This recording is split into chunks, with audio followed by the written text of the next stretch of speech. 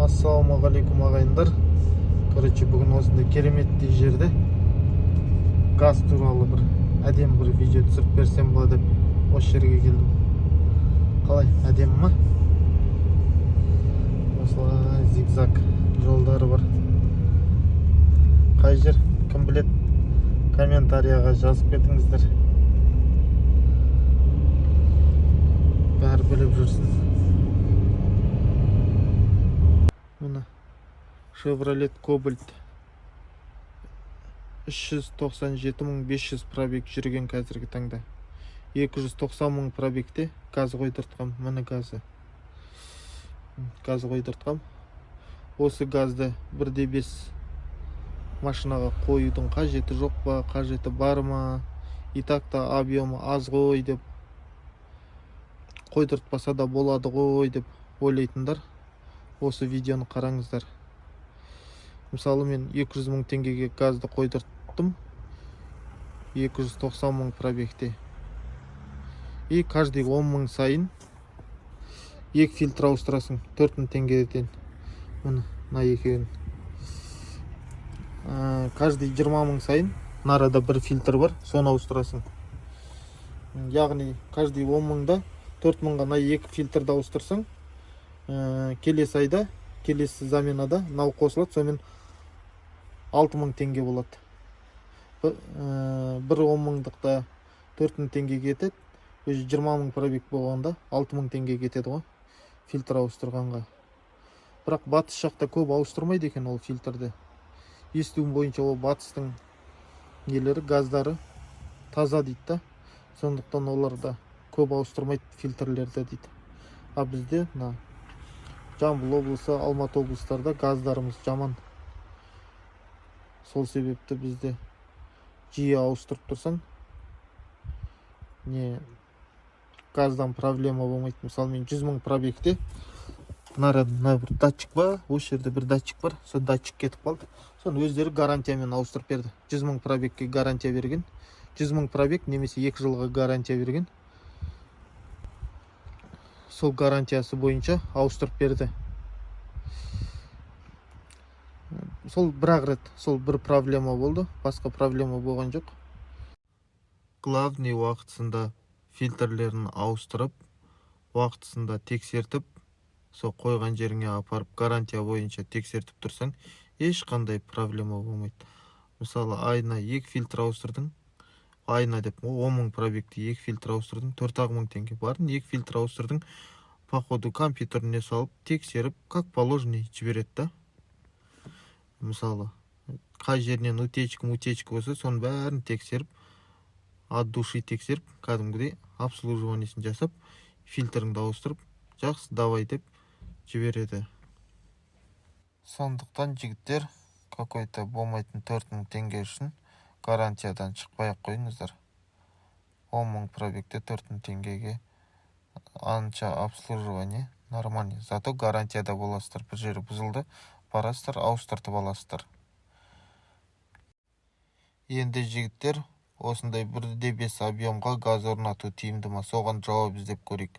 Мысалы, орнатуың 200.000 теңге деп есептесек, қалада расход примерно 12 литрдей болады. Полный бак, 50 литрлік бак қойсаң, полный багың 49-48 литрдей болады. 49-48-47 литрмен примерно 400 километр жүресің. Оны грубо есептейік, 4.000 теңге болады. По городу 400 километр жүресің, 4.000 теңгеге. Ал трассада расход примерно 10 литр болады. Полный бак 49 литр. Примерно 500 километр жүресің. Тоже 4.000 теңгеге. Полный багың 4.000 теңге болады. Соған 500 километр жүресің трассада. Каждый 10.000 пробег сайын фильтр ауыстырып тұрасың. 5.000 теңгеге деп есептейік оны. Фильтрді грубо есептейік да. Енді жігіттер, бензиннің расходын есептейік. Примерно минимальный мен есептейік да. Аз жейді деп есептейік да. Мысалы, қалада расход примерно 10 литр деп есептесек, 400 километрге примерно 190 теңгеден құямыз деп есептейік. 7600 теңге болады 40 литрің. Бізде Азия Петрол деген не бар, Алматыда заправка. Самый арзан заправка, содан деп есептейік та. Ал неде газбен 4000 теңгеге құясың, полный бак 400 километрге жетеді. Сондай эконом 3500 теңге болады ғой, сондай. Немен, газбен по городу. Ал енді трассада расход деп есептейік. Примерно 9 литрден 40 литрмен 500 километр жүреді деп есептейік та. Примерно 190 теңгеден 7600 теңге болады ғой. Ал газбен 4000 теңге болады. Сонда эконом 3500 теңге болып тұр ғой. Трассада да. Енді кішкене миларыңыз сергітіп, тауға қарап, не істеп алыңыздар? Миларыңыз қорытпай жатқан шығар. Қалай әдемі ма таулар? Қай жер екенін білесіздер ма? Комментарийға жазып кетіңіздер. Каналға тіркеліп, лайктарыңызды басып, комментарийларыңызды жазып, түсіндіңіздер ма, түсінбей жатсыздар ма, солардың бәрін комментарийға жазып кетіңіздер. Мүмкін мен дұрыс айтпай жатқан шығармын. Қатем болып жатса, соны түсіп жазып кетсеңіздер де болады. Не үшін трассада 9 литр деп көп айтып атсың, 8 литр жейді ғой, 6 литрге дейін жейді ғой деп ойлап атсаңыздар, менің айдасымен 9-10 литрге дейін жеп қояды. Если ездите как беременные тараканы, онда 6 литрге дейін түсіруге болады расходты, даже 5 литрге дейін.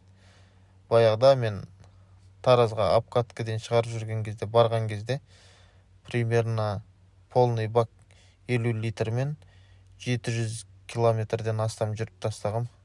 Еще ішінде қалған етін. Сосын трассаға шығып баратқансын, ладно, құйып ала салайын деп полный құйып тастағым.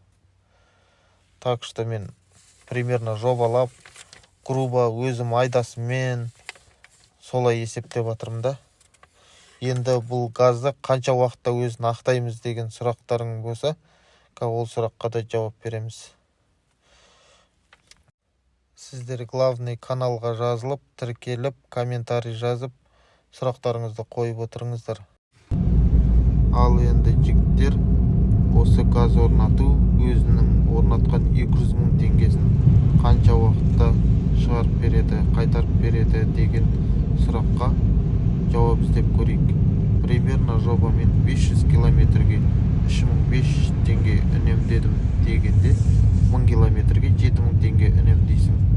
Ал 10 000 пробегке 70 000 теңге үнемдедік деп есептейік. Сонда примерно 30 000 километрде 210 000 теңге үнемдейсің ғой. Сонда примерно 30 000 километрде сен қанша уақытта жүріп өтесің, сол уақытта ақшаңды үнемдейсің ғой. Өзінің 210 000 теңгесін шығарып береді ғой саған. Примерно 200 000 теңгеге орнатқан ақшаңды ақтайды деген. Ал енді жігіттер, менің айтқандарымды түсіндіңіздер ма, түсінген жоқсыздар ма, сол туралы жаза кетіңіздер. Егер қатты түсінбей бара жатсаңыздар, неғыса қазір мен осы айтқандарымды қағазға түсіріп, фотоға түсіріп, скриншот жасап, осы жаққа іліп кетем. Бүйтіп өздеріңіз стопқа қойып, қарап, жақсылап есептеп, дұрыс болса дұрыс, бұрыс болса бұрыс деп айтып кетесіздер ғой. Комментарийға жазып кетіңіздер. Каналға тіркеліп, лайктарыңызды басып, комментарийларыңызды жазып, қоңыраушаны басып қойыңыздар. Жігіттер, осы видеоның соңында Instagram мен TikTok парақшаны жазып кеттім.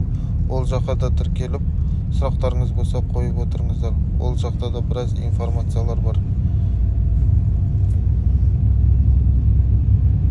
Газды қайда қойдыртсам, қалай ыңғайлы, запасканың орнына ма, или артқы жаққа қойсам ба деген ойларыңыз болып жатса, запасканың орнына қойдырта беріңіздер.